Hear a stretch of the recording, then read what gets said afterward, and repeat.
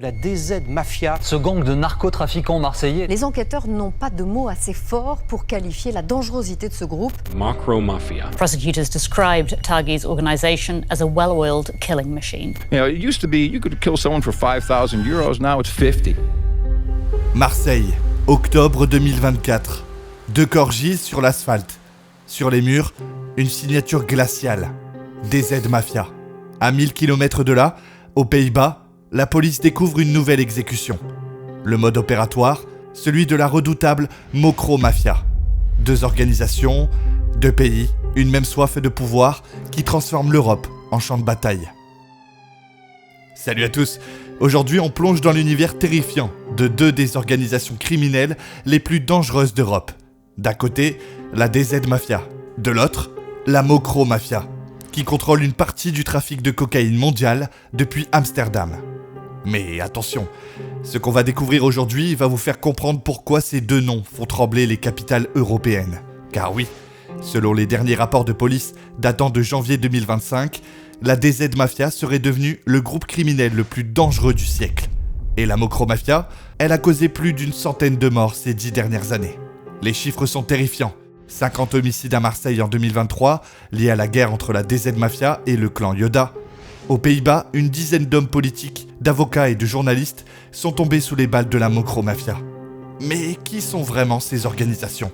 Comment sont-elles nées ? Et surtout, laquelle domine réellement le crime organisé européen ? Dans cette vidéo, on va décortiquer leur origine secrète, leurs méthodes brutales, leur territoire de guerre et révéler des informations que vous ne trouvez nulle part ailleurs. Restez jusqu'à la fin car la partie 5 révèle lequel de ces 2 empires criminels représente la plus grande menace pour l'Europe.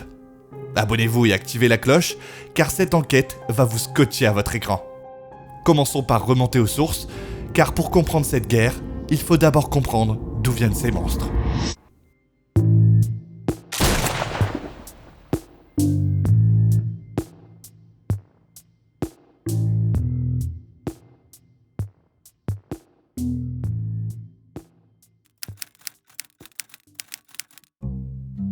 Tout commence dans les années 2000, mais les racines plongent bien plus profond. Et là, vous allez découvrir des connexions que même les enquêteurs ont mis des années à comprendre. Première révélation, contrairement à ce qu'on pourrait croire, la Macro Mafia n'est pas née au Maroc, mais bien aux Pays-Bas, dans les quartiers populaires d'Amsterdam et de Rotterdam. Une communauté marocaine de 2e génération va créer quelque chose d'inédit en Europe. Le terme Macro Mafia lui a même été rendu public en 2013 par le journaliste néerlandais Marie-Jean Sfriger. Mais l'organisation existait déjà depuis une décennie. Leur devise glaçante, Wie praat Djigyat, celui qui parle mourra. Et croyez-moi, il ne plaisante pas. Mais voici le détail que peu de gens connaissent. La Macro Mafia n'est pas une organisation unique. C'est en réalité une multitude de clans et de bandes qui opèrent sous cette bannière commune. Chaque clan contrôle son territoire, ses méthodes, ses connexions internationales. Le plus connu, le réseau de Ridwan Taghi, enfermé dans la prison de haute sécurité de Vught. Maintenant, zoom sur Marseille 2019. Dans les quartiers nord de la cité phocéenne, naît un phénomène totalement différent, la DZ Mafia. DZ pour Zahir, l'Algérie en arabe, émerge comme une réponse directe à la domination des cartels traditionnels marseillais. Mais attention, et c'est crucial. Contrairement à la Macro Mafia, qui a grandi organiquement sur plusieurs années, la DZ Mafia explose littéralement sur la scène en quelques mois. Comment ? En adoptant des méthodes d'une violence inouïe qui vont même choquer le milieu criminel marseillais, pourtant habitué au règlement de compte. En début de semaine, depuis sa cellule, il recrute sur les réseaux sociaux un premier adolescent de 15 ans. L'objet du contrat ? Intimider un gang concurrent dans une cité. L'opération se transforme en bain de sang. Et il va être lardé de 50 coups de couteau, conduit à la cité Fontcolombe, où, selon les résultats de l'autopsie, il va être brûlé vif. Et voici où ça devient vraiment intriguant. Des sources du renseignement français s'interrogent, y a-t-il des liens entre la DZ Mafia et certains services algériens ? Cette question, posée en octobre 2024 par plusieurs médias spécialisés, n'a jamais reçu de réponse officielle. Coïncidence ou stratégie ? Ce qui frappe, c'est la différence d'approche. La Macro Mafia s'est construite sur la discrétion et l'efficacité. Contrôler les ports, les routes de la cocaïne, corrompre sans faire de bruit. La DZ Mafia fait exactement l'inverse. Elle revendique, elle signe, elle veut qu'on parle d'elle. Pourquoi cette stratégie si différente ? Car oui, derrière ces différences d'approche se cachent deux philosophies criminelles opposées. L'une privilégie le business discret et l'autre la terreur psychologique. Mais laquelle est la plus efficace ?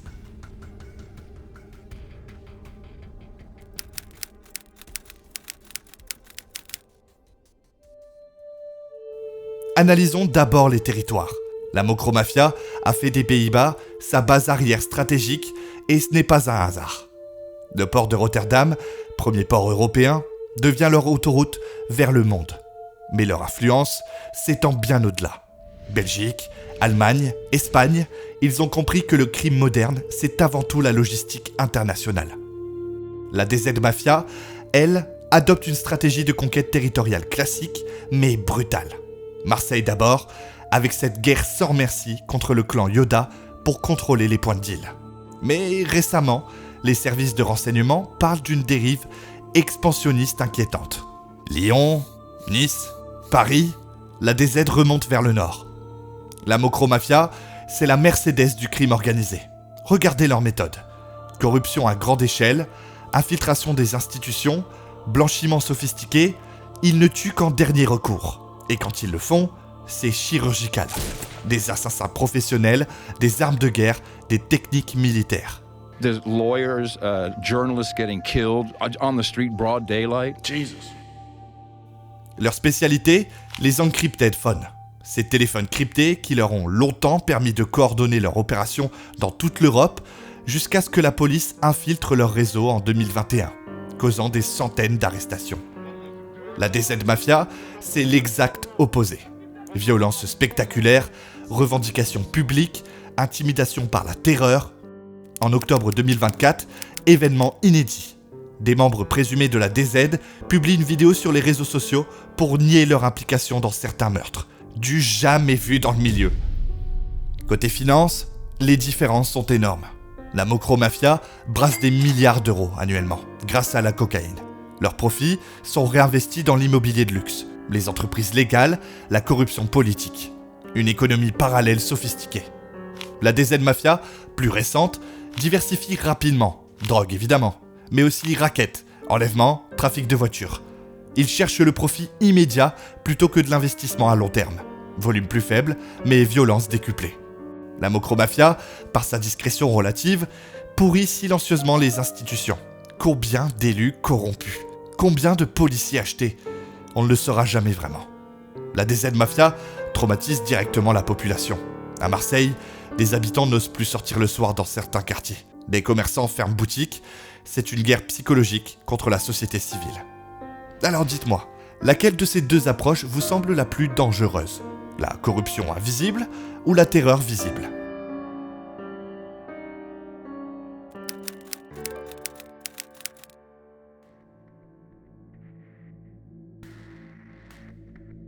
Contrairement à ce qu'on pourrait penser, DZ Mafia et Mokromafia ne sont pas encore en guerre ouverte. Mais les tensions montent. Pourquoi ? Parce que leur territoire commence à se chevaucher. Et la Belgique, carrefour européen, devient un point de friction majeur. Les services de renseignement européens ont identifié des zones grises, où les deux organisations pourraient entrer en collision. Anvers pour les ports, certains quartiers de Bruxelles pour la distribution. Et surtout, la route des Balkans pour l'approvisionnement en armes. Une guerre froide criminelle se dessine. Mais attention, il y a un élément que personne n'avait anticipé. La DZ Mafia ne cherche pas à imiter le modèle Mokro, elle veut créer son propre écosystème criminel, avec ses règles, ses méthodes et ses territoires. C'est un clash de culture criminelle. Analysons les chiffres. La Mokromafia contrôle environ 20% du trafic de cocaïne européen. La DZ Mafia, beaucoup plus récente, mais sa croissance est exponentielle. Et voici le point crucial. La DZ grandit exactement dans les secteurs que la Mokro négligeait. Raquettes de proximité, contrôle territorial urbain, guerre psychologique, ils ne jouent pas dans la même cour. Mais ils construisent des empires qui vont forcément se percuter. Face à cette menace grandissante, l'Europe réagit, mais mal. Chaque pays lutte dans son coin. La France contre la DZ et les Pays-Bas contre la Mokro. Résultat, les criminels s'adaptent plus vite que les policiers. Novembre 2024, 28 membres présumés de la DZ Mafia arrêtés par la brigade de répression du banditisme. Impact réel, quasi nul. L'organisation continue ses activités. Même constat aux Pays-Bas, malgré des centaines d'arrestations, la Mokro Mafia se régénère constamment. Et là, détail fascinant. On assiste à un conflit générationnel au sein du crime organisé européen. La Mokro Mafia, établie, riche, discrète, représente l'ancien monde criminel.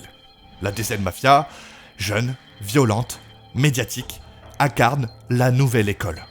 Les boss Mokro ont 40-50 ans, vivent dans leur luxe discret, évitent les médias, et les leaders DZ ont 25-35 ans, s'affichent sur les réseaux, revendiquent leur action, 2 générations, 2 visions du pouvoir criminel. Mais alors, qui va l'emporter ? La puissance financière établie ou la violence innovante ? Restez concentrés.